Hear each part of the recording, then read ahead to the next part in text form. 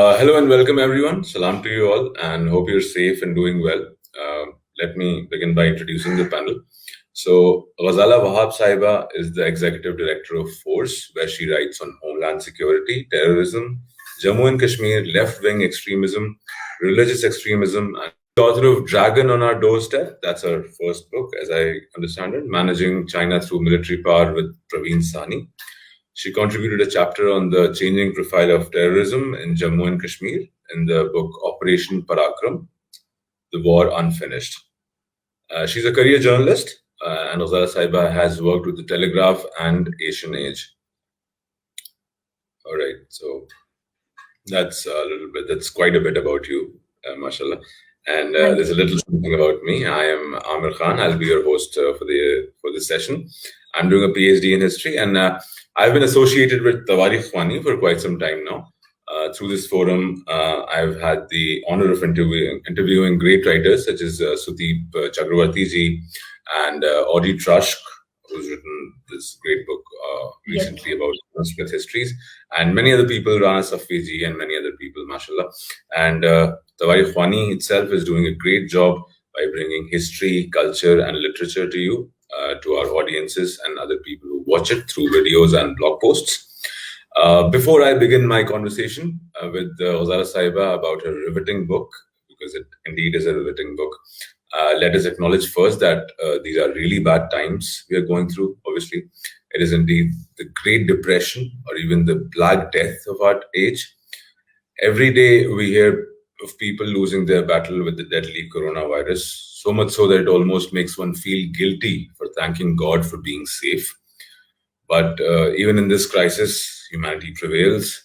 The stories and the statuses I see are full of people who have organized themselves for whatever help they can provide.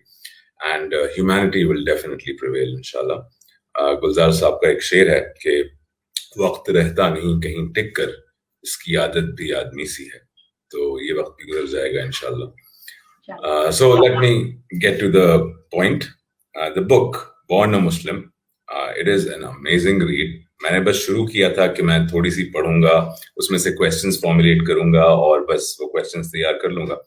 मगर पिछले 3-4 दिनों से मैंने शायद रोज कम से कम 7-8 घंटे बैठ के वो किताब पढ़ी है. And it has been fabulously written. Not just that the content is amazing, but the way you've written it, Ghazala Saiba, it's amazing. And shayad every issue that comes to mind when you think of the state of Islam, Indian Muslims, India, and all of these packed together, I think you've covered it all. So I want to stop talking now and let's go straight to Ghazala Saiba. Before I ask any questions, would you like to start with something? No, actually, thank you so much. आपने सभी कुछ cover कर दिया मेरे introduction में. मेरे पास अब कहने के लिए तो कुछ बचा ही नहीं है. The book has actually been a culmination of all the work that I've been doing in the last few years. And as you mentioned in my introduction, that I have been covering terrorism and I have been covering homeland security. अब जिस तरीके की politics India में होने लगी थी पिछले कुछ सालों से, and I'm not talking only about 2014, I'm even going further back in time. जिस तरह से prejudice mainstream होती जा रही थी, लोगों में एक दूसरे के खिलाफ नफरत deliberately भरी जा रही थी, misinformation के तहत भरी जा रही थी. So all of this kind of drove me to question myself and question all the work that I've been doing. If I cannot dispel these myths, if I cannot question the issues that are being raised on a daily basis, then my whole background, my whole learning is a waste. और कई बार ऐसा भी होता था कि कुछ लोग अगर मुझसे कुछ पूछते थे और obviously prejudice के तहत पूछते थे कि अच्छा तो जब ये हुआ था तब आप क्या क्यों चुप बैठी थी, तब आपने कुछ क्यों नहीं बोला, that what about free kind of a thing that led me to do a little bit more research on things that were being thrown at me कि वाकई में क्या ऐसा हुआ था, और अगर ऐसा हुआ था तो उस वक्त इसके बारे में चर्चा क्यों नहीं हुई, किसी ने इसके इशू क्यों नहीं बनाया या मेरी नजर से क्यों नहीं गुजरा. So all of this put together kind of propelled me towards writing this book. So originally तो मेरा आइडिया ये था कि खुद मुस्लिम्स भी अपने रिलीजन के बारे में, अपने मजहब के बारे में, इस्लाम के बारे में बहुत कम जानते हैं। वो जितना जानते हैं वो है जिन्होंने अपनी फैमिली ट्रेडिशन से सीखा है।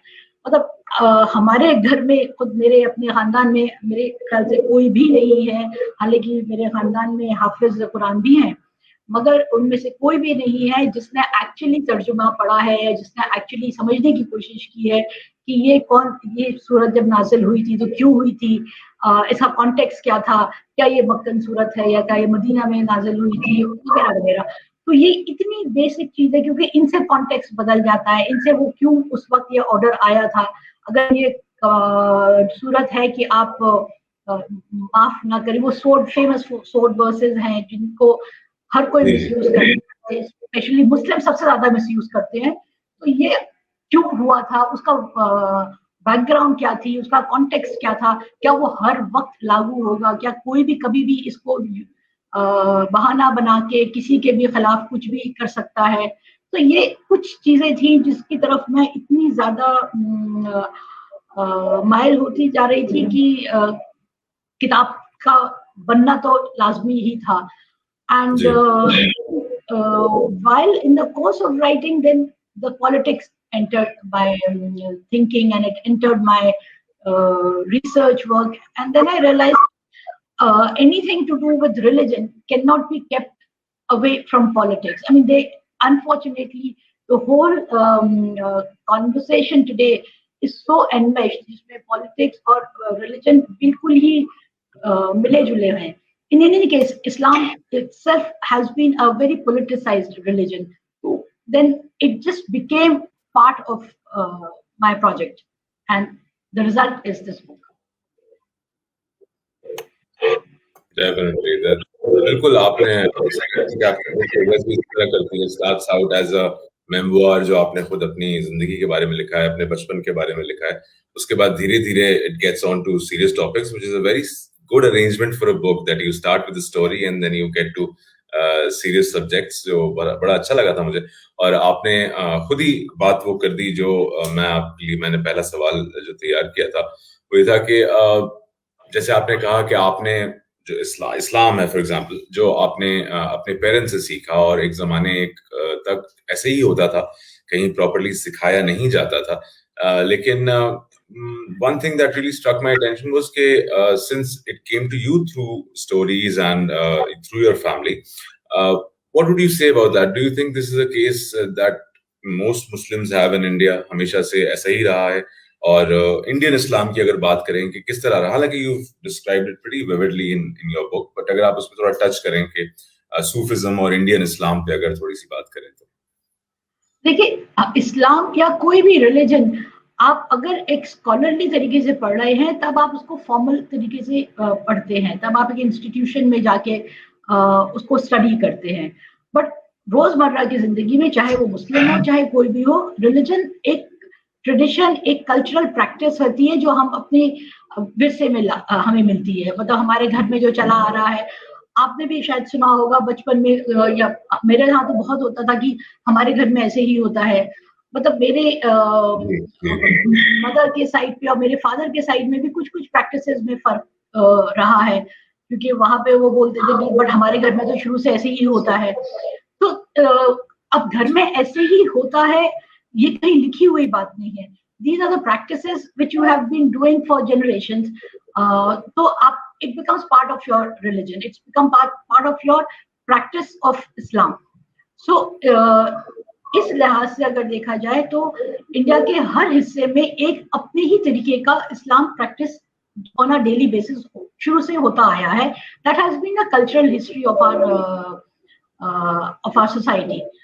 But over a period of time क्या हुआ कि जितना ज्यादा लोगों में वो अपने आप को ही डाउट करने लगे कि क्या हम ये सही कर रहे हैं कि नहीं. और जब आप खुद सेल्फ डाउट में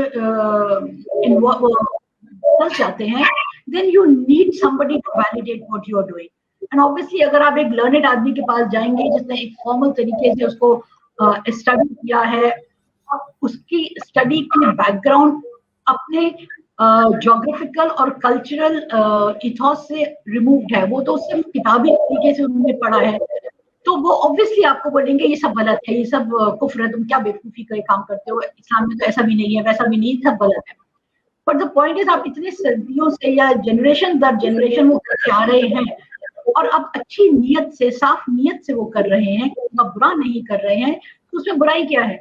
आपको क्यों कॉन्स्टेंटली अपने आप से सवालात करने की जरूरत है, और या किसी उलमा से पूछने की जरूरत है कि क्या मैं नमाज पढ़ते वक्त इतना झुकता हूँ, या मेरे घुटने झुक जाते हैं क्योंकि मेरा दर्द होता है, या मेरी बैक सीधी नहीं हो पाती है, क्या ये सही है? मतलब ये तो अजीबोगरीब सवाल है ना। आप तो इनके इसमें आपको क्यों शक व शुबा है? हमारे कई लोग हैं जो बोलते हैं कि अगर आप खड़े होकर नमाज नहीं पढ़ सकते तो आपको बैठ के पढ़ सकते हैं, जायज है। बट कई लोग बोलते हैं नहीं, बैठ के पढ़ते हैं मगर नियत तो खड़े होकर बांधनी पड़ेगी, वो नियत की कोई इजाजत नहीं है कि आप बैठ के बांधें। अब ये सारी चीजें, अगर आप खड़े नहीं हो सकते हैं किसी वजह से, तो आप ये एक्स्ट्रा प्रेशर डालने की जरूरत क्या है? तो what I am trying to say is, ये बहुत छोटी मामूली बातें हैं, बट ये बातें धीरे धीरे आपकी पूरी पर्सनालिटी को डिटरमिन करने लगती हैं। एक छोटी बात पे आपको शक हुआ, फिर आप दूसरे लेवल पे पहुंचते हैं, फिर आप तीसरे लेवल पे पहुंचते हैं, and your level of insecurity increases in direct proportion to the access you have to an उलमा। अगर आपको एक आपके पड़ोस के हाफिज जी से राब्ता है तो आपके इनसिक्योरिटी लेवल कम रहेगा, बट अगर आपका मुफ्ती साहब से है तो मुफ्ती साहब brings that baggage of muftihood with him कि उन्होंने तो दारुल उलूम में 12 साल स्टडी किया है, तो आप सवाल कैसे कर सकते हैं, उनको क्वेश्चन कैसे कर सकते हैं? So this is what is happening to our practice of Islam today. We are just getting too caught up in small dogmatic issues which are not germane to the religion, which are really fundamental to your practice of your faith. So that is one part. The other part is because आप इतना इसमें उलझ गए हैं कि आपने अपनी खुद की विरासत को नकार दिया है। इसमें से सूफीज़्म एक आता है, क्योंकि इंडिया में आप इसी से अंदाजा लगा सकते हैं हमारे यहाँ कितना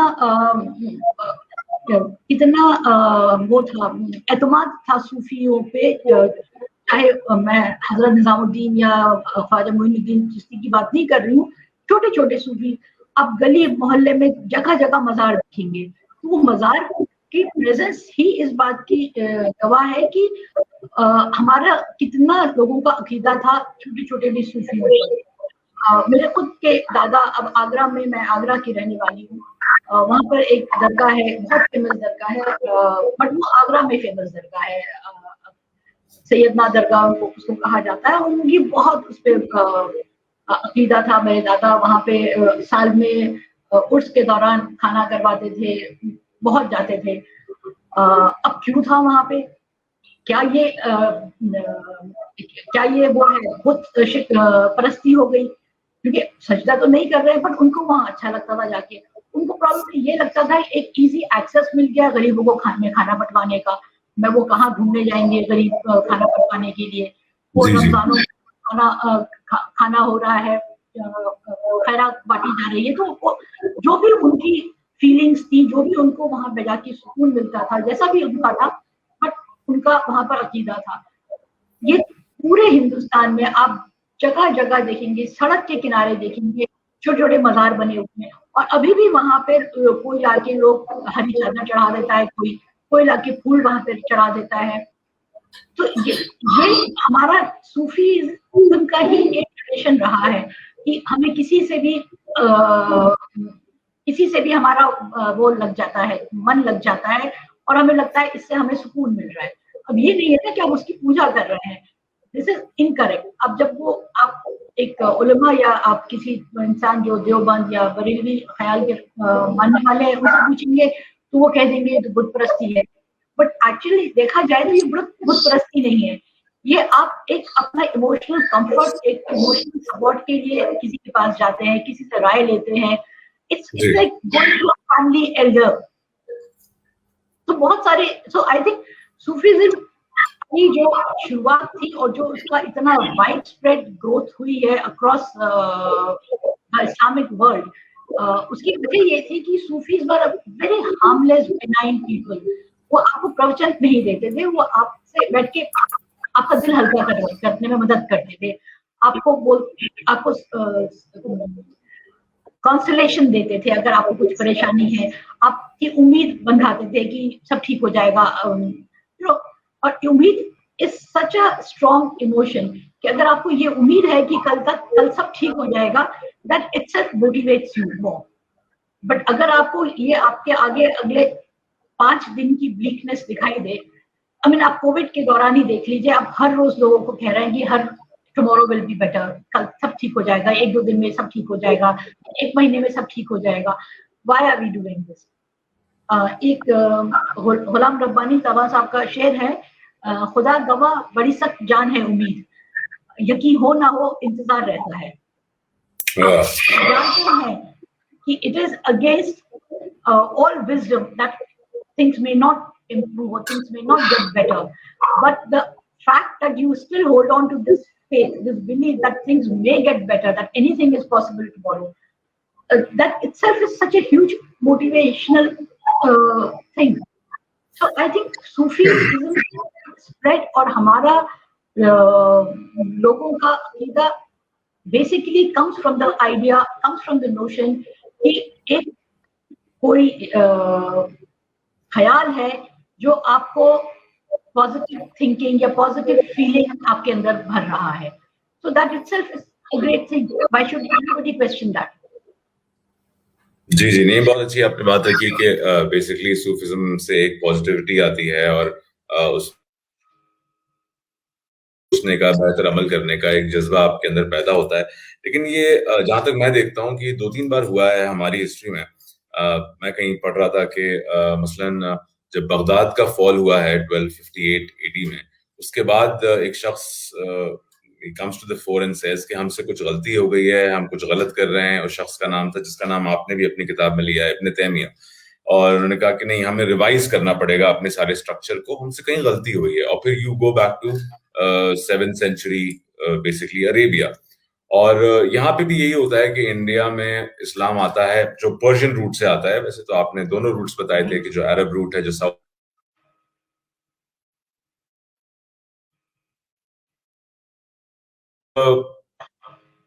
मेरी आवाज आ रही है? हाँ, आ रही।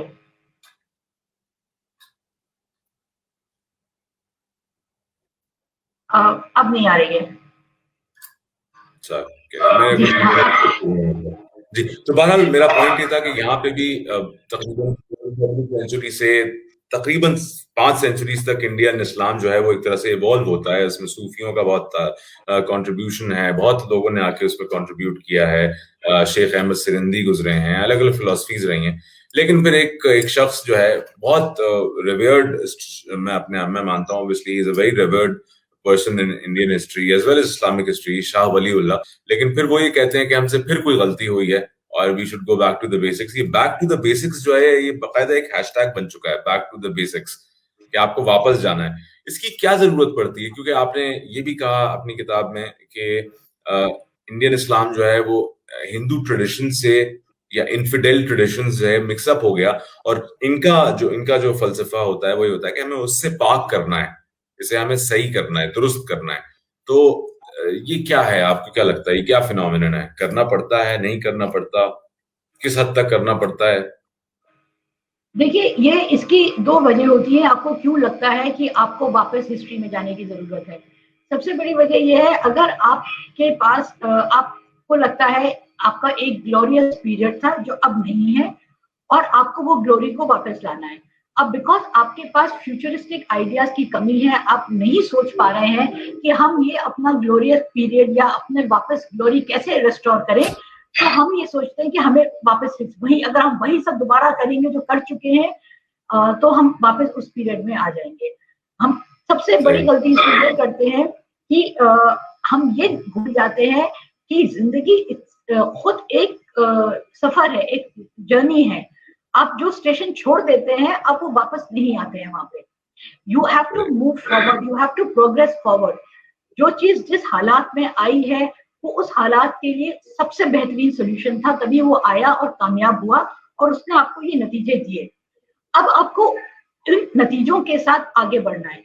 अगर आपने बीच में गलती की है या अगर आपने बीच में फंस गए हैं कहीं पर, तो अब ये देखिए कि हम फंसे क्यों हैं और हम इस जंजाल से फिर आगे कैसे बढ़े।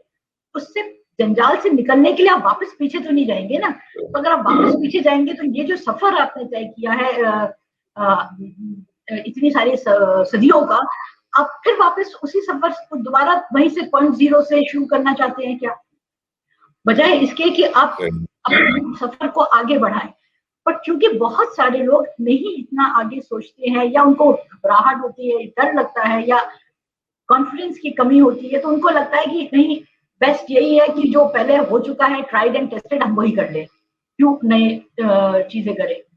एक करंट जो मिसाल है आप वो देख रहे हैं इंडिया में क्या हो रहा है, ये पूरा हिंदुत्व रैकेट इसीलिए प्रमाणित इसी कॉन्सेप्ट पे बेस्ड है कि इंडिया या हिंदू एक टाइम पे बहुत ग्लोरियस कंट्री और ग्लोरियस पावर थे, और फिर हिंदूज ने ये करा वो करा, ये हुआ ऐसा हो गया, तो इनके वो ग्लोरियस पीरियड चला गया है। तो अब अगर हमें वापस हिंदूज की वो ग्लोरी को वापस लाना है तो हमें अब ये करना है वो, तो ये पूरा project of Hindutva is also premised on the same logic कि हमें प्योरिटन रिलीजन चाहिए, हमें बिल्कुल ये एक्सटर्नल इन्फ्लुएंस है, हिंदूज को हमें और ज्यादा हिंदू बनाना है। तो अब ये इसी का आप देख सकते हैं नतीजा ये है कि वो इतनी जबरदस्त रिलीजियोसिटी हमारी पब्लिक स्पेसेस में आ गई है। तो यही सारे कारस्तानी मुस्लिम से भी की हुई है। तो जब जब हमारे हिस्ट्री में इस्लामिक कंट्रीज में या मुस्लिम कम्युनिटीज में क्राइसिस आया है, किसी भी तरीके का क्राइसिस, चाहे इमेजिन या रियल क्राइसिस आया, जैसे बगदाद का आप जो बता रहे हैं वो मंगोल्स का क्राइसिस आया, तो जब जब ये प्रॉब्लम्स आई हैं तो बजाय इसके कि हम उस प्रॉब्लम सोल्यूशन निकाल के आगे बढ़ते, हम वापस पीछे जाने की कोशिश में लग गए कि शायद तब सब सही था तो अब वैसे ही हो जाएगा। ऐसे हो नहीं सकता है क्योंकि वो तो टाइम दूसरा था, तब की टेक्नोलॉजी दूसरी थी, तब अगर वो लड़ाइयाँ जीती गई, तब अगर वो लड़ाइयाँ जीती गई, अगर वो तब मुस्लिम पार स्पेन तक पहुंच गया, तब उनके पास दूसरी तरीके की ताकतें थी, उनके जो ओपोनेंट्स थे मिलिटरीली उनके पास दूसरी तरीके की थे, वो कमजोर थे। क्यों कमजोर थे? बहुत सारी वजह हैं। अब पूरी टेक्नोलॉजी चेंज हो गई है, पूरा वर्ल्ड ऑर्डर चेंज हो गया है। हमारे यहाँ अब इकोनॉमिक्स जो है वो डिटरमिन कर रही है कि आपकी पोजीशन इन्फ्लुएंस कितना है। अब सऊदी का ही देख लीजिए, the entire politics, geopolitics of that region is determined by economics. मतलब इस हद तक कि पिछले मतलब इसी अप्रैल में यूएई की एक डिफेंस कंपनी ने एक इजरायली डिफेंस कंपनी के साथ जॉइंट वेंचर किया है, साथ में मिलके जॉइंट रिसर्च करेंगे डिफेंस के ऊपर। तो I mean forget about the fact कि पैलेस्टाइन कॉज तो गई हवा खाने, unfortunately. The point is the world is changing so rapidly. अब इस हालात में कैसे कह सकते हैं कि हम अभी दोबारा वही प्योरिटनिज्म पे जाना चाहते हैं, क्योंकि अब टाइम रहा ही नहीं। इसमें मैं ये कहूंगा कि दो पॉइंट हैं यहाँ पर। एक तो ये है कि वो जो उसकी जो तलाश है कि हमें वो ग्लोरी वापस मिल जाए, which is a purely, I believe it's a political aspiration. It doesn't really have a lot to do with religion. But religion itself की जहां तक बात की जाए, जो उसकी जो थियोलॉजी है, जो उसकी बिलीफ्स है, जो उसके कोर सेट टेनेट्स हैं उसके, वो लोगों को लोकल बिलीफ से मिक्सअप हो गई हैं। कहीं वो हिंदू बिलीफ्स हो सकते हैं, कहीं वो क्रिश्चियन बिलीफ्स हो सकते हैं, कोई भी बिलीफ्स हो सकते हैं जो लोकल बिलीफ से मिक्सअप हो गए हैं, और आपकी बिलीफ्स की जो प्योरिटी है, आपकी फेथ की प्योरिटी है, वो चली गई है। इसलिए we need scholars, we need revisionist text to be written, ताकि आप अपने फेथ को प्योर कर सकें। ये मैं थियोलॉजिकल पर्सपेक्टिव से भी पूछ रहा हूँ कि आपको ये भी तो एक फिनोमिनन रहा है ना? जी बिल्कुल रहा है, और एक्चुअली मैं इस फिनोमिना से अग्री नहीं करती हूँ। मुझे नहीं लगता है कि हमें या किसी को भी प्योरिटी की तलाश करनी चाहिए। प्योरिटी इंटेंशन में होती है, प्योरिटी प्रैक्टिस में नहीं होती है। प्रैक्टिस में आपकी प्योरिटी आ ही जाएगी अगर आपके इंटेंशन साफ हो, अपनी साफ कोई से कुछ भी काम कर रहे हैं। इस्लाम खुद कभी भी अपनी ज्योग्राफी से अलहदा नहीं था। जब इस्लाम अरेबिया में आया है तो अरेबियन ट्राइबल कस्टम इस्लाम का हिस्सा बन गए। एक छोटी सी मिसाल है, जैसे फीमेल सर्कमसिशन है, ये इस्लाम की प्रैक्टिस नहीं है, बट ये वहाँ की ट्राइबल कुछ वहाँ की प्रैक्टिसेस थी जो मुस्लिम्स ने अडॉप्ट कर ली कि नहीं, कुछ मुस्लिम्स अडॉप्ट कर ली कि नहीं ये तो हमारी खानदानी पुश्तैनी की चीज है, हम तो करेंगे। इसी तरीके से कई सारी प्रैक्टिसेस थी जो आपकी वहीं की लोकल ज्योग्राफी का, वहीं की लोकल हिस्ट्री का, कल्चर का हिस्सा थे, जो आपकी रिलीजन का पार्ट बन गए। जब वो वहां से बाहर निकला, इंडिया एक मिसाल है, इंडोनेशिया में देख लीजिए, वो जिस तरीके का इस्लाम प्रैक्टिस करते हैं, उसमें इंडोनेशियन कल्चर, उनकी हिस्ट्री का बहुत बड़ा रोल है। इसका मतलब ये नहीं है कि वो कम मुस्लिम्स हैं। इस्लाम के बेसिक टेनेट्स जो थे, सबसे फंडामेंटल बात ये है कि आपका अकीदा होना चाहिए, आपको जो हमारा कलमा है कि there is only one God and Allah is the God and Prophet Muhammad is the last prophet. So this is the fundamental thing and आप उसपे शक नहीं कर सकते हैं. You cannot put partner or so that is the most fundamental thing, which is why मुसलमान बनना बहुत आसान काम है. आप कलमा पढ़े और आप मुसलमान बन जाते हैं. उसके बाद में वो उनके 5 पिलर्स हैं. आपने नमाज, रोजा, ज़कात, हज करना है. नमाज, रोजा, ज़कात, हज. माय गॉड, मैं क्या चीज भूल रही हूँ.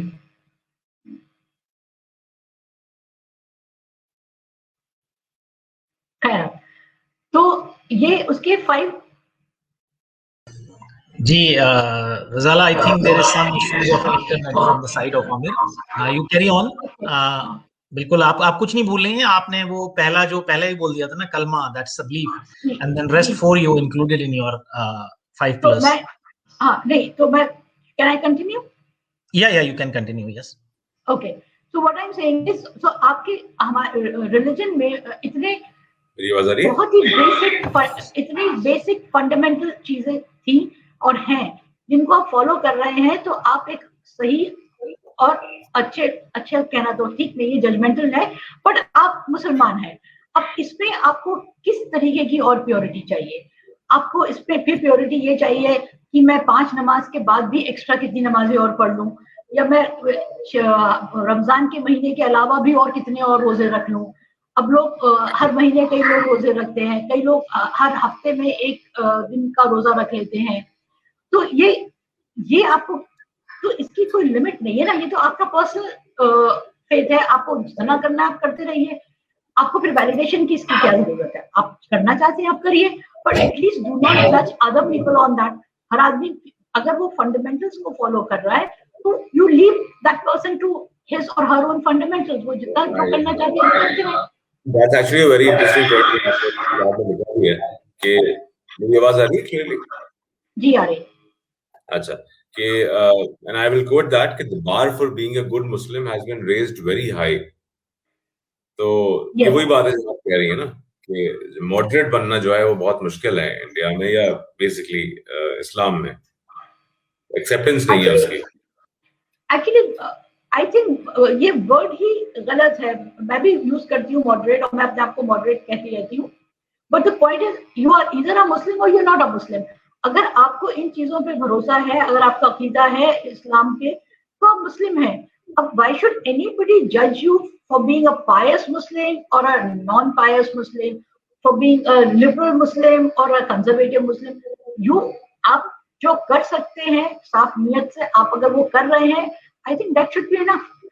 अल्टीमेटली खुद कुरान शरीफ में लिखा है, this is between you and अल्लाह.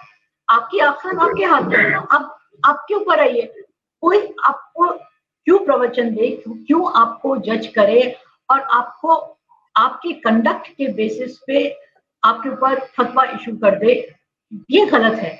जब आप इस लेवल पे पहुंच जाते हैं, जब आप ये करना शुरू कर देते हैं कि आप एक दूसरे के लिए अकाउंट कीपिंग करना शुरू कर देते हैं, वहीं पे ये प्रॉब्लम्स आती हैं, ये स्ट्राइक आता है.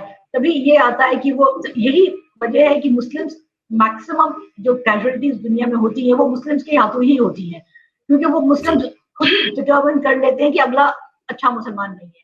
वो डिटरमिन कर लेते हैं कि अब ये आपने इब्न तैमिया के टाइम से पहले उन्होंने शियास को कहा कि ये वाजिब कत्ल है, फिर उन्होंने सूफीज को भी उस लाइन में खड़ा कर दिया।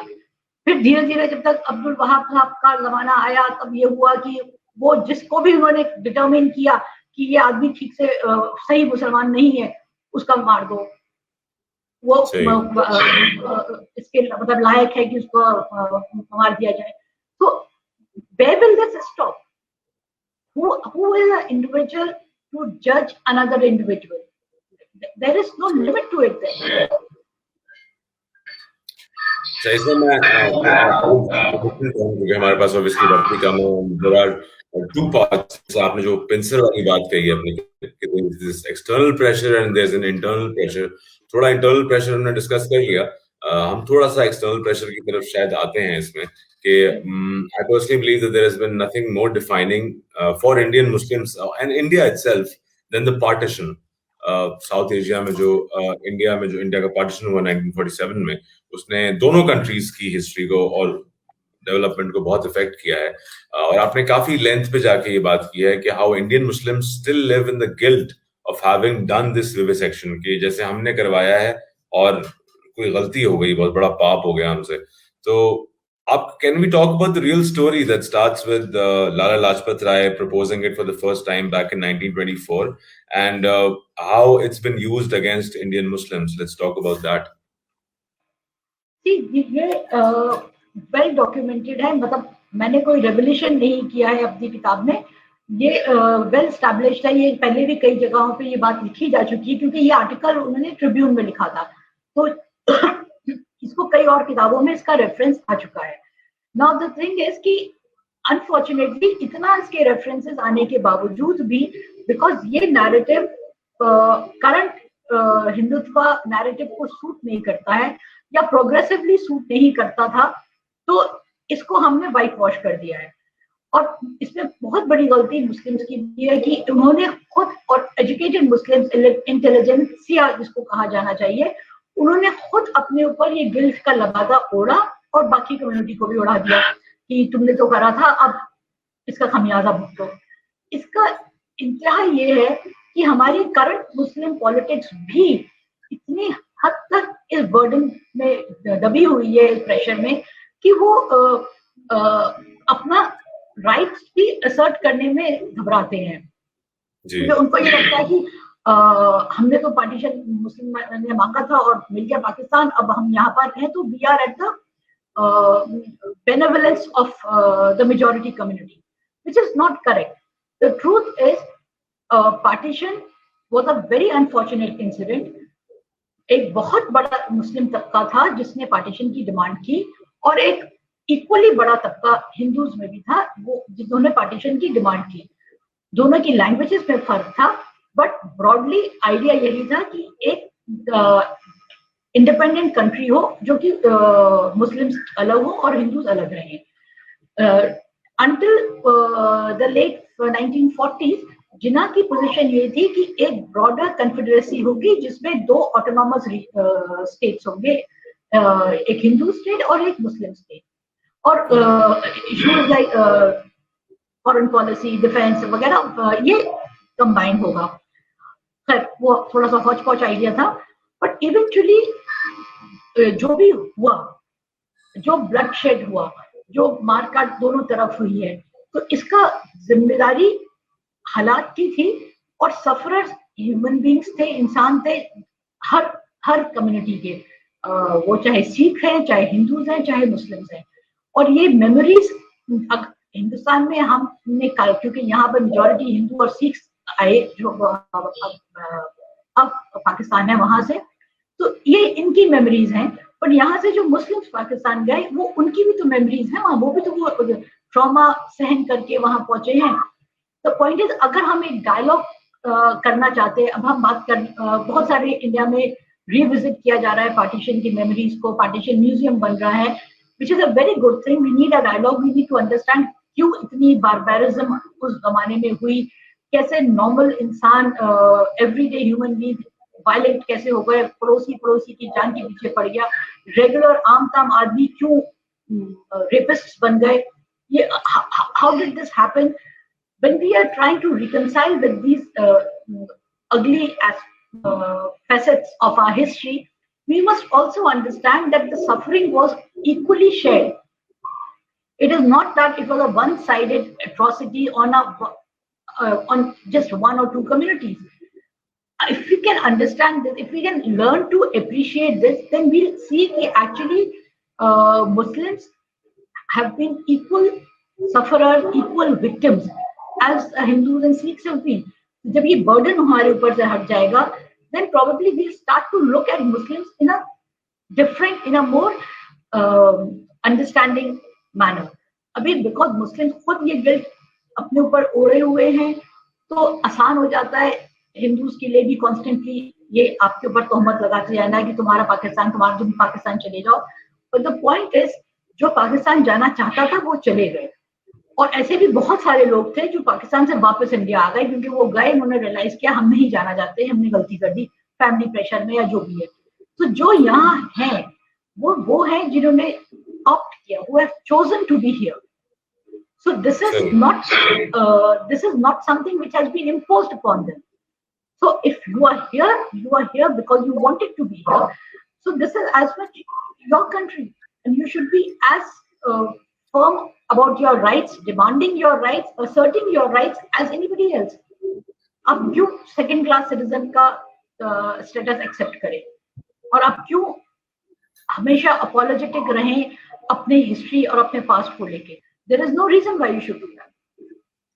लेकिन उसके खिलाफ बहुत ज्यादा मजलिस में 1857 के बाद से आपने जैसे बात की, बड़ी पहले इस तरह लिखा हुआ नहीं देखा, लेकिन जब मैंने देखा तो मुझे लगा कि हाँ, ये बात कहीं ना कहीं सही है कि 1857 was basically one of the biggest sufferers of 1857 was the Muslim community, जिसके नतीजे में सर सैयद अहमद खान भी उठे, और उस जमाने में ऐसा कोई था जो उठ सकता था. अब शायद हमारे पास पता नहीं कोई है या नहीं है, लेकिन ये मसला हुआ है. लेकिन धीरे धीरे ये प्रेजुडिस कल्टीवेट किया गया है और इतना ज्यादा बढ़ गया है कि अगर आप, जैसे आप कह रही हैं कि पॉलिटिक नहीं होना चाहिए, लेकिन अगर आप पॉलिटिक नहीं भी हैं, जब भी जैसे आपने बात की ना कि वो, अगर मैं कह दूं कि मैं मॉडरेट हूं या लिबरल हूं, तो ये कहा जाएगा भाई तुम तो एक्सेप्शन हो, तुम वो नहीं हो जो मुसलमान होता है, और हम तो वही जानते हैं.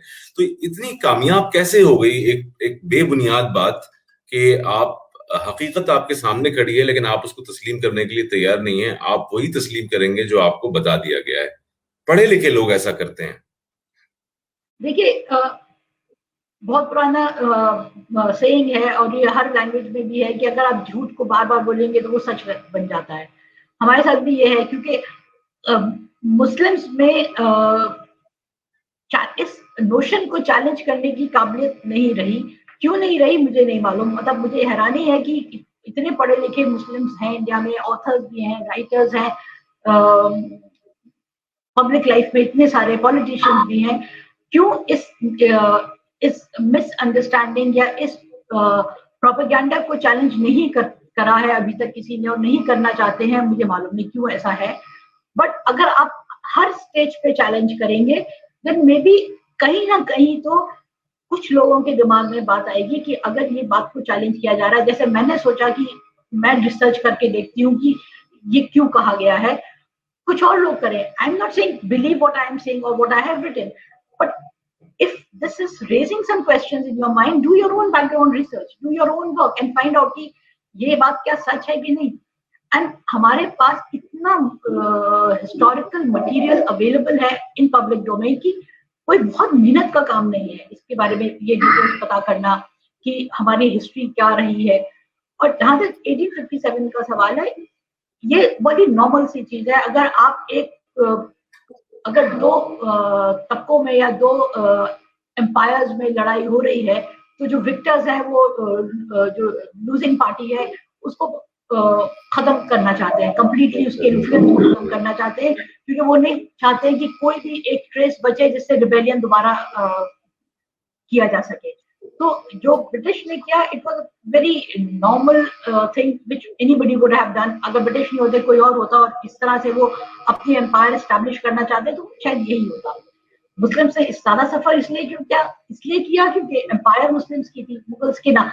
चाहे वॉर में सब शामिल थे, but the titular head, the person in whose name the first war of independence was being fought, was a Muslim emperor, a Mughal emperor. So they were the worst recipient or worst sufferers. So that was understandable. इसमें कोई अब revisionist questioning करने की जरूरत नहीं है, but वो तो इतनी साल पुरानी बात हो गई. It's over a century and a half ago all that happened. Since then there have been so many occasions when Muslims, and so many opportunities for Muslims to actually take control of their lives. But जब जब ये मौका आया है या उनको मौका मिला है, they have either allowed themselves to get swayed by the conservative backward elements within their own community, or they have allowed themselves to get overwhelmed by fake propaganda against them. नहीं, मैं आपने जो भी विक्टर होता है वो वैंकोच को obviously दबाता है, लेकिन और हमें भी जरूरत है. लेकिन आप जैसे हम देखते हैं 1857 के बाद दो तरह की, अगर आप उसको टाइप्स में डिवाइड कर सकें, दो तरह की सामने आते हैं. इस तरह का अलीगढ़ मूवमेंट है जिसकी कोशिश है कि हम जो चीज हम आज भी रिकग्नाइज करते हैं कि मुस्लिम्स को एजुकेशन की जरूरत है, मॉडर्न एजुकेशन की, साइंटिफिक एजुकेशन की जरूरत है, और उससे इवेंचुअली वो अलीगढ़ मूवमेंट जो है वो अलीगढ़ मुस्लिम यूनिवर्सिटी वजूद में आती है. दूसरे जो तरह के मूवमेंट्स थे वो शायद थोड़े रेडिकल मूवमेंट्स थे कि हमसे वही जो शुरू में हम बात कर रहे थे कि हमसे कहीं गलती हो गई है, we have to reclaim our lost glory.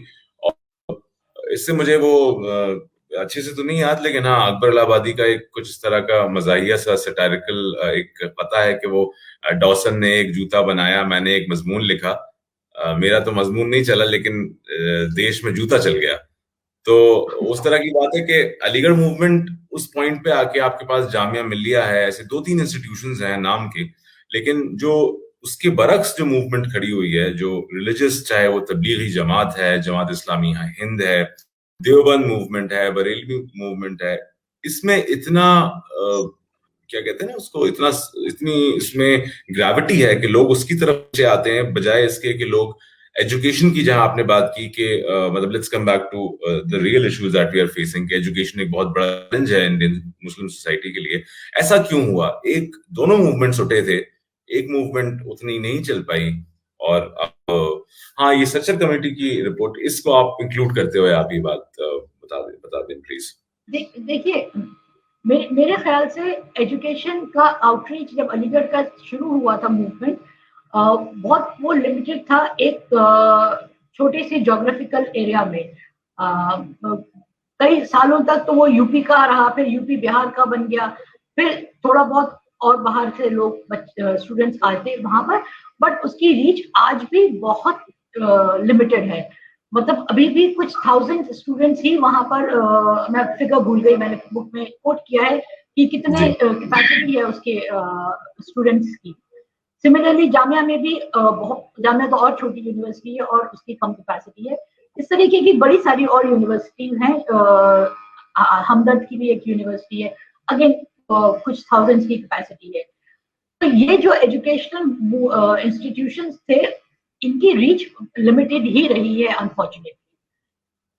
एक नॉर्थ इंडिया में प्रॉब्लम ये आ गई सबसे बड़ी कि यही जहां पर ये इसका सेंटर था, मुस्लिम पॉपुलेशन का जो कॉन्सेंट्रेटेड जोन था, UP and to some extent Bihar, यहीं पे ये रिलीजियस रिवाइवलिस्ट मूवमेंट्स भी आ गए, और इन लोगों की आउटरीच बेइंतहा ज्यादा है और शुरू से रही है.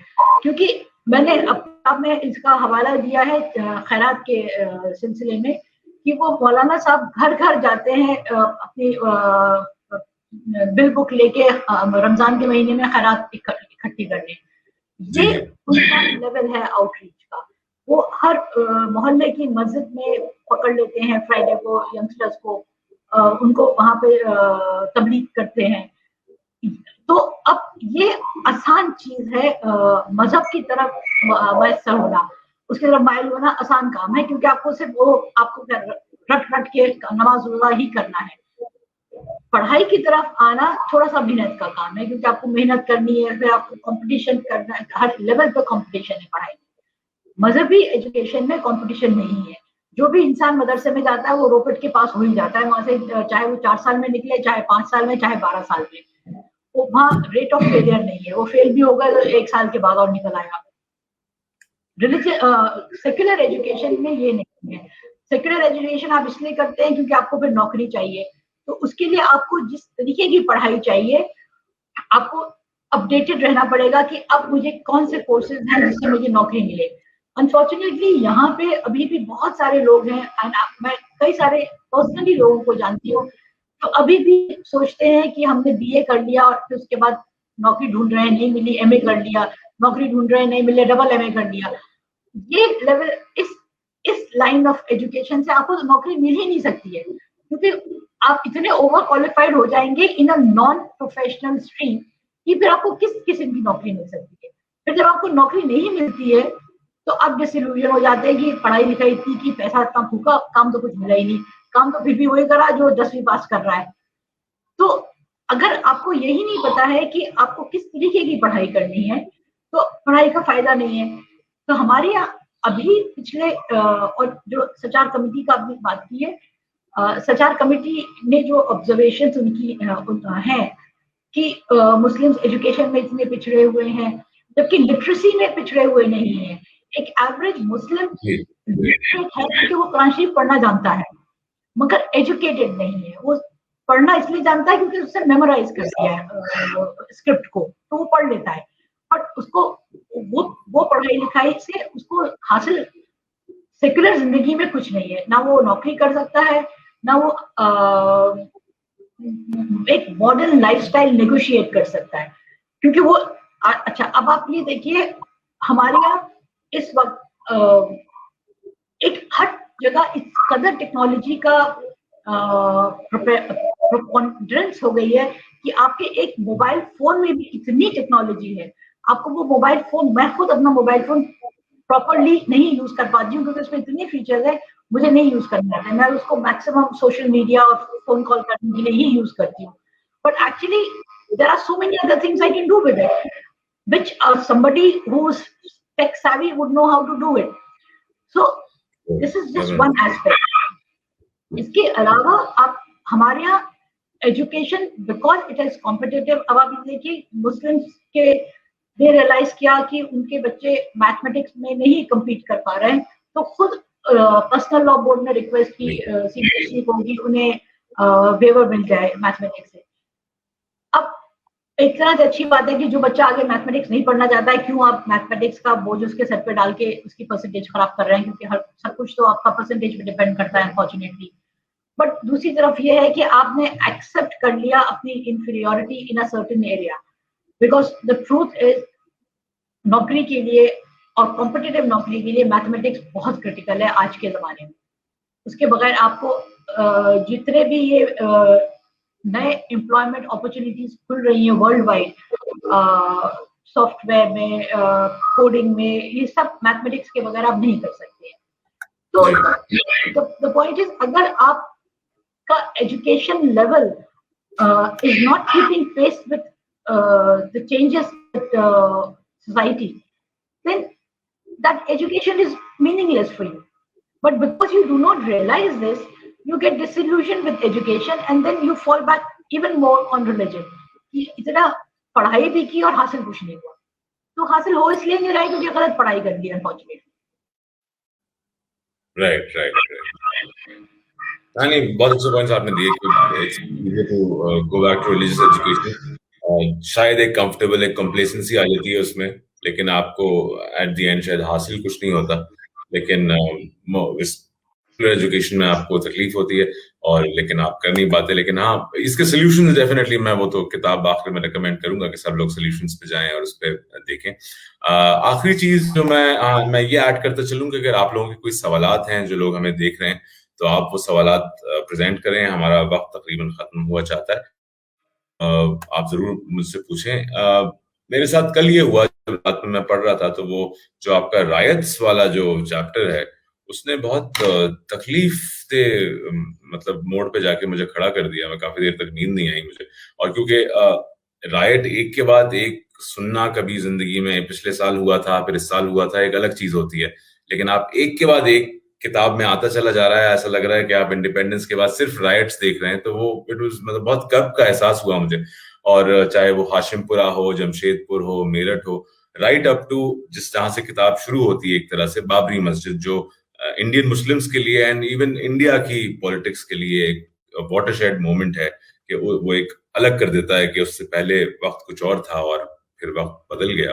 आपको क्या लगता है कि ये इसने मुस्लिम और इंडियन साइकी को किस तरह चेंज कर दिया, हमारे हालात को किस तरह बदल दिया? और मैं बहुत एक स्पेसिफिक सवाल पूछूंगा कि हम उस दौर में अब आ चुके हैं जब बाबरी मस्जिद तो बहुत छोटी सी चीज हो गई है, वो कोई बड़ी बात नहीं बची। किसी जमाने में वो एक बहुत बड़ी बात रही होगी। अब तो खासतौर से 2014 से तो वक्त बहुत बदल चुका है, बहुत ब्लेटेंट हो गया है अब तो काफी कुछ। तो ऐसे हालात में हम इस चीज से कैसे डील करें, क्योंकि किसी के समझ में नहीं आ रहा कि कैसे डील करें। देखिए आप सही कह रहे हैं, बाबरी मस्जिद तो एक बहुत छोटी अब बात रह गई है, और इनफैक्ट अब तो मुझे कुछ मेमोरीज भी नहीं है बाबरी मस्जिद की, इन द सेंस कि इतना सब कुछ बदल गया है उसके बाद। पहले जो होता था राइट्स, हालांकि किताब में वो इस तरीके से लिखा गया है उस चैप्टर में कि ऐसा लगता है कि कुछ हुआ ही नहीं है हमारी आजादी के बाद सिवाय दंगों के। और मेरे लिए भी वो लिखना वाज वेरी पेनफुल, और this chapter took me the longest to write, क्योंकि इट वाज वेरी अननर्विंग। जितनी मैं नई डिटेल्स मुझे मिलती थी एक इंसिडेंट के ऊपर, एक राइट के ऊपर, मुझे काफी देर तक उसको प्रोसेस करना पड़ता था to get back to normal and continue writing. So that was a difficult chapter to right.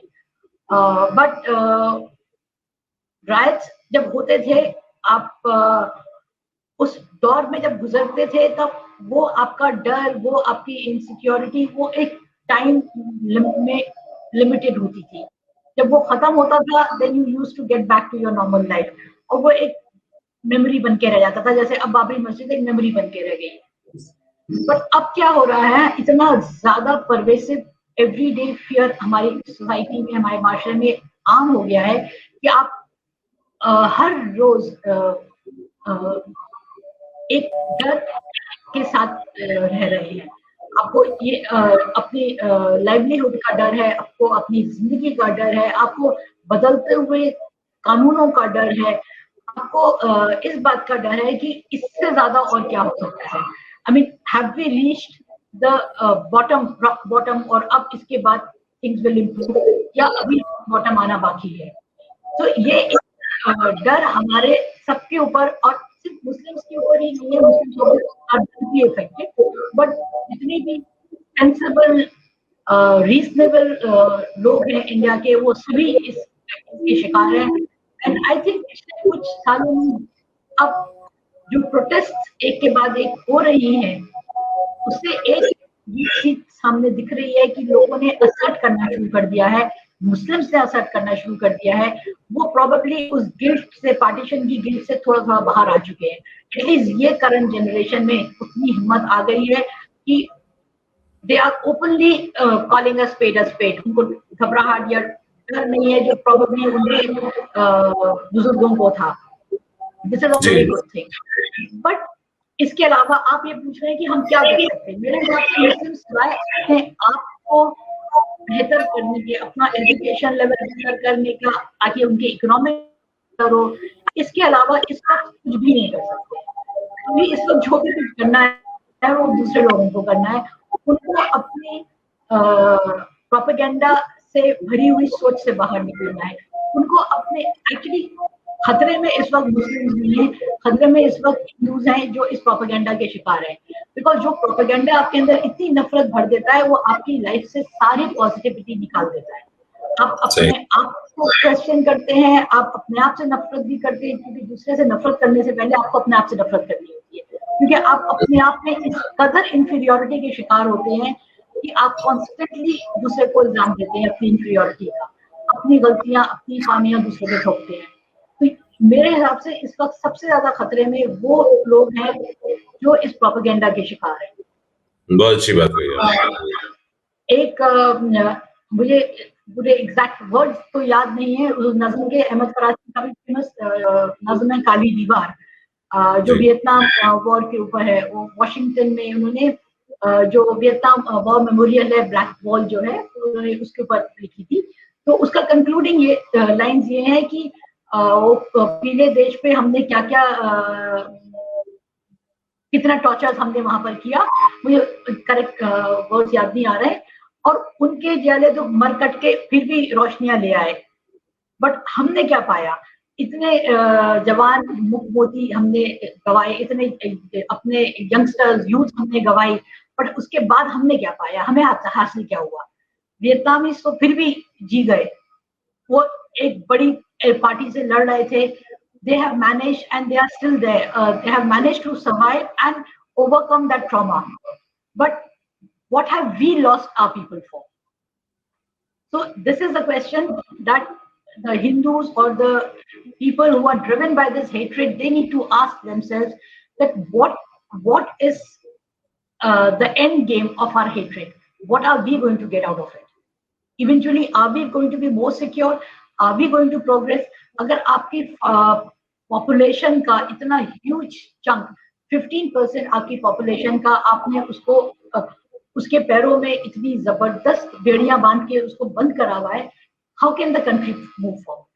आपके इकोनॉमिक ग्रोथ, आपका सब कुछ डिपेंड करता है on your cohesive movement forward. आप मिल के साथ चलेंगे तभी आगे बढ़ेंगे, अगर आप नहीं चलेंगे तो ये आपकी इतनी रिसोर्सेज, आप देखिए कितना पैसा खर्च होता है हमारे पैरामिलिट्री, हमारी पुलिस फोर्सेस पे, जब हमारे यहाँ इंटरनल कॉन्फ्लिक्ट्स होती हैं, हमारे यहाँ इतनी सारी इंसर्जेंसीज चल रही हैं, आपने कश्मीर में प्रॉब्लम्स चल रही हैं, आप वो रिजॉल्व नहीं कर पाए हैं, वहां कितना पैसा खर्च हो रहा है ईयर ऑन ईयर, ट्रूप्स की मेंटेनेंस पे खर्च हो रहा है, वहां पे गवर्नमेंट चलाने पे खर्च हो रहा है, वगैरह वगैरह। आपने माओस्ट का एरिया है, लेफ्ट विंग एक्सट्रीमिज्म का एरिया है, जहां पे अभी 3 अप्रैल को इतना बड़ा हादसा हुआ है, कितना आपकी रिसोर्सेज यहाँ कमिटेड है, कितनी फोर्स आपकी यहाँ कमिटेड है। अब एक सिर्फ एक सोल्जर नहीं होता है ना, उसकी सैलरी होती है, उसकी मेडिकल होता है, आपको वो, और हमारा कॉन्स्टिट्यूशनली आप उसकी फैमिली के लिए भी प्रोवाइड कर रहे हैं। एंड खुदा ना खास्ता अगर वो मर जाता है एक्शन में, तो उसका वो कॉम्पेंसेशन होता है, फिर उसकी लाइफ लॉन्ग फैमिली का कॉम्पेंसेशन है। अब देखिए आपके ऊपर किस कदर इस डिसेंशन, इस इंटरनल स्ट्राइफ का बोझ कितना है आपके ऊपर। कैसे आप ये पैसा यहाँ से हटा के एजुकेशन में इन्वेस्ट करें, कैसे ये आप सोशल सिक्योरिटी में, हेल्थ केयर में इन्वेस्ट करें, क्योंकि आपका है ही नहीं वो पैसा। अगर आप जी इतना डिविजन सोसाइटी में बढ़ाते जाएंगे, तो आपके कमिटमेंट इसमें एक सेम्बलेंस ऑफ पीस मेंटेन करने में आपके कमिटमेंट इतने बढ़ते जाएंगे कि आप और कुछ कर ही नहीं सकते। तो आपने बात की कि जैसे यहाँ किसी कमेंट भी आया था कि असल में हिंदू भी खतरे में हैं और मुसलमान भी खतरे में हैं। इसमें मुसलमानों का तो साइड ये हो गया कि वो बड़े विक्टिम से बन चुके हैं और वो विक्टिम मोड में जी रहे हैं कि हम, वो चाहे वो गेटोज की, चाहे वो जिस तरह भी मुसलमान जिंदगी बसर कर रहे हैं हिंदुस्तान में। लेकिन हिंदूज जो हैं, मुझे ऐसा लगता है खासतौर से वो जो थोड़े से जो हिंदी में कहते हैं सद्बुद्धि रखते हैं, थोड़ा सोचते हैं, मेरे ख्याल में उनको डेफिनेटली आपकी किताब पढ़नी चाहिए और उनको समझना चाहिए कि रियलिटीज क्या हैं, ये कहाँ से शेप हुई हैं, और हिस्ट्री वो नहीं है जो बताई जा रही है। हिस्ट्री कुछ और भी हो सकती है, हिस्ट्री हकीकत भी हो सकती है, तो उस हकीकत से रूबरू होने की जरूरत है। एक सवाल यहाँ आया था, आप आंसर करना चाहें तो, क्योंकि और कोई सवाल मुझे मिला नहीं, कि इस सब में जैसे मसलन मुसलमान है तो वो एक खुदा को मानता है, हिंदू जो है वो उसके अपने बिलीफ्स हैं। मुसलमान सिर्फ एक आइडेंटिटी का नाम है, या आपको लगता है इसमें पीछे कोई रोल भी है, खुदा ना खास्ता, तो ये आपको लगता है खुदा को कोई रोल है इसमें, ये सब कुछ हमें ही देखना है? मतलब खुदा की एग्जिस्ट, आप मुझसे ये पूछ रहे हैं कि मैं खुदा की एग्जिस्टेंस पे मानती हूँ कि नहीं? नहीं, मैं ये नहीं पूछ रहा कि आपको लगता है कि इसमें जो जैसे हम जो इस्लामिक आइडियल्स हैं या जो भी चीज़ मानते हैं, वो चीज़ें भी हमें किसी तरह हेल्प करेंगी, ये बाकी चीज़ें भी आपकी जो रिलीजियस वैल्यूज हैं, ये किसी तरह हमें इस परेशानी से बाहर आने में मदद कर सकती हैं? You know I am really sorry, मेरे कंप्यूटर की बैटरी, लैपटॉप की बैटरी खत्म हो रही है और कभी भी बंद हो सकता है. अगर आप मुझे 1 सेकंड का टाइम दे तो मैं इसमें वायर लगा लूं. हाँ, sure sure. Yes, ma'am. Carry on. No problem. No problem. Okay. Yes, Amir. The wonderful discussion is going on. I saw the question, खुदा का कोई रोल है क्या? And second one is आज का हिंदू खतरे में है, कुणाल कामरा. तो definitely, I think Ghazala will give a more appropriate answer. Meanwhile, she was not here. I will just recommend the audiences to read 3 books that I really enjoyed. One is Mothering a Muslim by Nazia Iram. It came a couple of years before. Second one is by Dr. Rakshinda Jalil, But You Don't Look Like a Muslim. And third one, what we are discussing here, Born a Muslim, Some Truths About Indian Muslims. So these 3 books consecutively, what I read it in a sequence and last 3 years. And for Don't Look Like a Muslim, we did a talk also with Rakshinda ma'am. So this is all about the identity or complex identity of Indian Muslims and what they are facing as a brunt of socio-political changes that happened after 2014 or even after Babri Masjid. Ghazal, I was talking about Mothering a Muslim, But You Don't Like a Muslim, and your book. So these 3 books in a sequence, what I read, enjoyed, I would like to ask all my Hindu friends to read 3 books to understand what's going on in our these days, especially after 2014. Thank you. Right. So, okay, coming back to your question. you want me to ask the question again? No, if I've understood it correctly, then I'll try and answer it. If I'm not answering it correctly, you can correct me. See, I think religion is a great source of comfort. And आप कुछ भी करें life में, अगर आप religion को से relate कर रहे हैं for your emotional comfort, then you can probably do whatever you're doing a little more better, a little better. आपको एक वो मोटिवेशन, जो लोग एथिस्ट हैं उनकी मैं बात नहीं कर रही हूँ, बट एन एवरेज इंसान के अंदर बेइंतहा इनसिक्योरिटीज होती है, वो चाहे पर्सनल लाइफ को लेके हो, चाहे एम्प्लॉयमेंट को लेके हो, चाहे किसी भी चीज को. तो ये रिलीजन हमें एक बहुत सपोर्ट सिस्टम क्रिएट करती है हमारे लिए, एक ग्रुप या एक बबल क्रिएट करती है कंफर्ट का, जहाँ पे हमें लगता है कि हमारी मुश्किलें आसान करने में शायद कोई और फोर्स भी काम कर रही है. So things may get better. So I wouldn't say that religion plays no role at all in what we are doing or we are trying to achieve in life. It plays a very important role, and we should not discount that, the role it plays. Unfortunately, हम क्या करते हैं, we put things in very straight compartments. So if a person says that I am religious, then we want to define what do you mean by religious.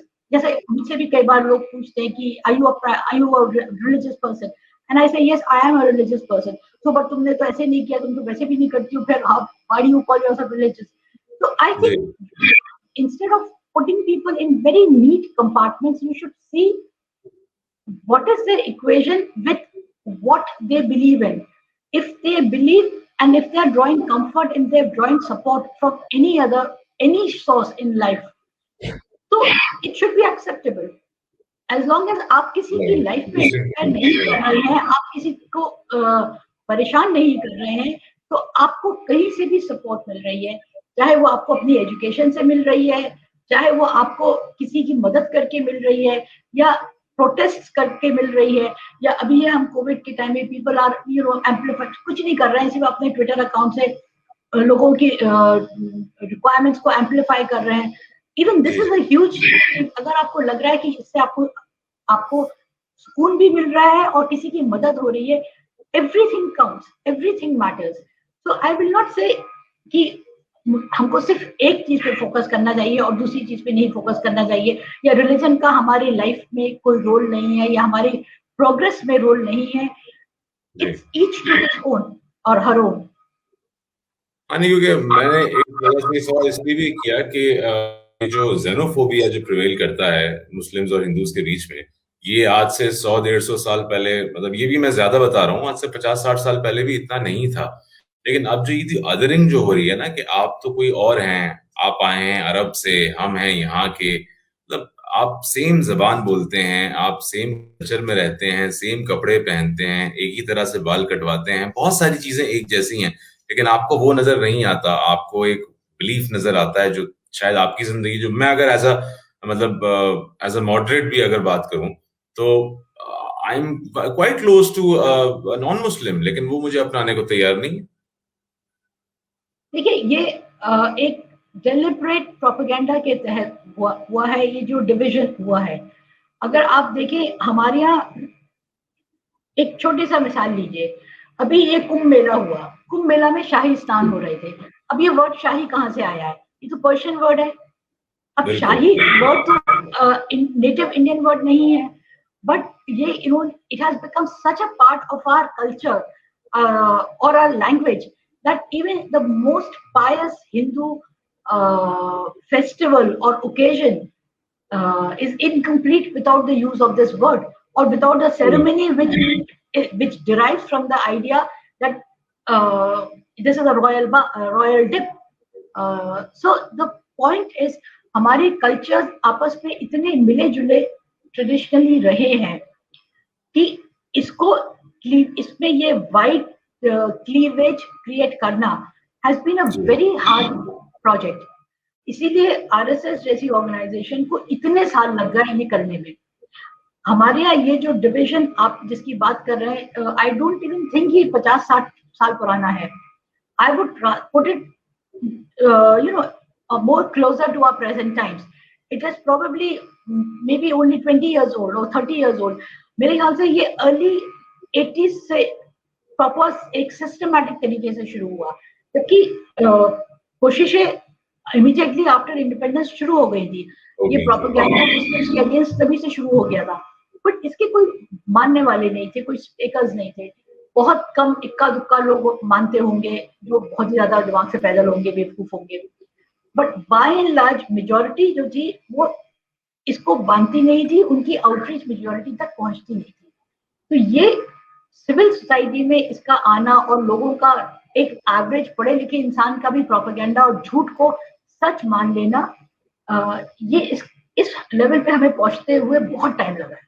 तो ये आसान काम नहीं था उनके लिए। उन्होंने बहुत मेहनत की है, अपनी आउटरीच को बहुत बहुत फैलाया है, स्कूल्स के थ्रू, अपने इंस्टीट्यूट्स के थ्रू, और इसमें सोशल मीडिया, स्पेशली आपका पर्सनल मीडिया जो है, जैसे व्हाट्सएप है, इससे पहले वो फॉरवर्डेड ईमेल्स शुरू हुई थी, ये इसका बहुत बड़ा इसमें रोल था, क्योंकि आपको कुछ फॉरवर्ड ईमेल आ रही है और एक कुछ आपके हिसाब से समझदार आदमी भेज रहा है, तो आप वो लगता है सही बात होगी।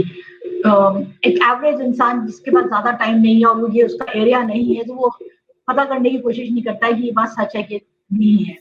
यही वजह है कि आज तक बहुत सारे लोग मानते हैं कि जवाहरलाल नेहरू मुस्लिम थे, क्योंकि ये प्रोपेगेंडा इतना फैलाया हुआ है कि जो लोग ये भी मानते हैं कि अलेक्जेंडर बिहार आया था, लेकिन वो एक अलग बात है।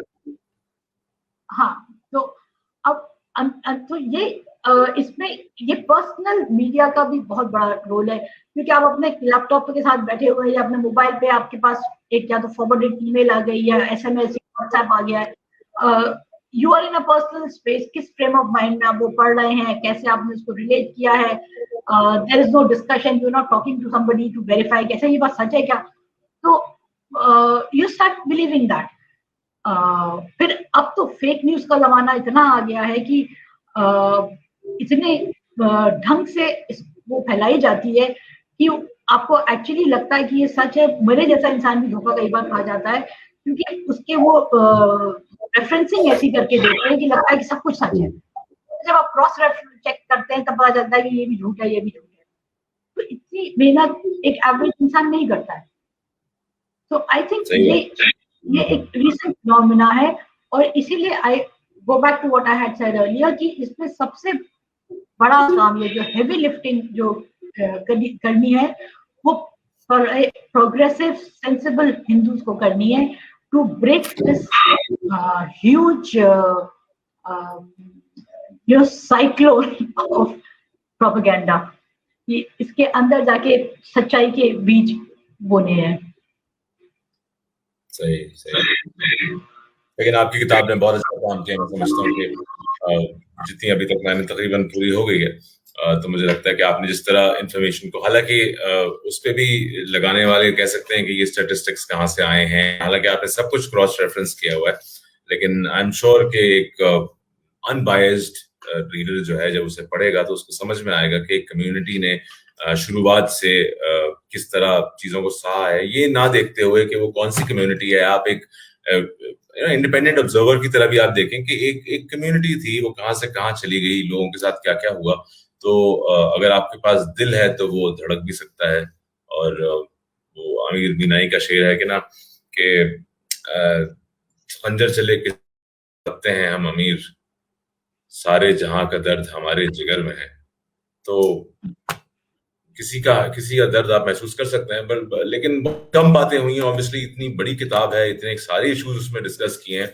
मैंने बहुत कुछ लिखा हुआ था कि मैं उससे बात करूंगा, लेकिन बहरहाल वक्त की कमी की वजह से हम जितना बात कर सके, और बहुत बात करके आपने बहुत ओपनली, बहुत ऑनेस्टली बहुत सारे जवाब दिए। And I would most definitely recommend the book Born a Muslim, to every born Muslim and to everyone who wonders why. And if you have something to say to our audiences who are both Muslims and non-Muslims, please feel